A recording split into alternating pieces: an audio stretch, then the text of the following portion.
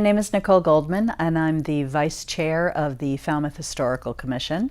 The Commission is charged with a couple of things, both regulatory and advocacy. So we regulate the historic districts in Falmouth, and there are 7 of those, and we also work to promote historic preservation in the town.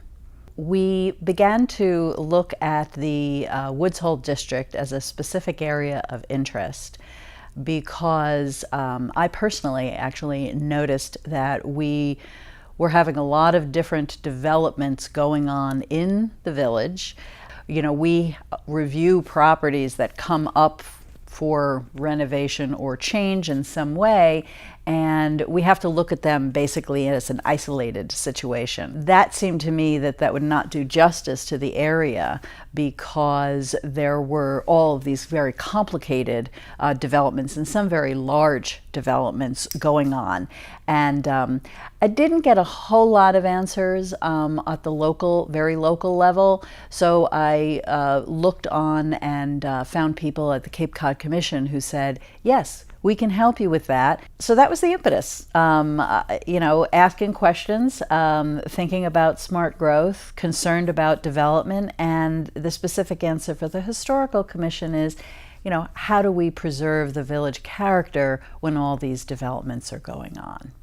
We've gotten through several of the steps already. The Cape Cod Commission is very careful in mapping out a project scope that had to be signed off on not only by the Historical Commission, by the Planning Department and the town manager, I believe, as well as the selectmen.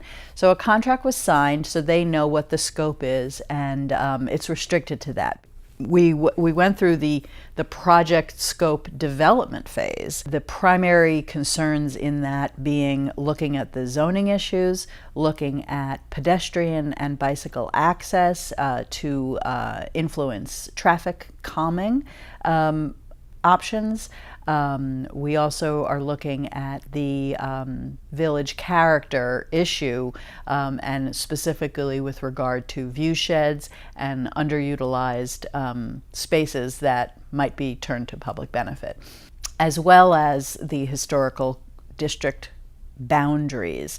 You know, the public process is just very important in this because these are the people who live and work there. Some of these people and their families have been there for, I'm not exaggerating by saying hundreds of years, you know, from the original fishing village up now into a very sophisticated, scientific, cultural, educational, yet residential and tight-knit community. So we are already looking at ways and funding to make sure that we don't just get another study, we get a study that can be put to work.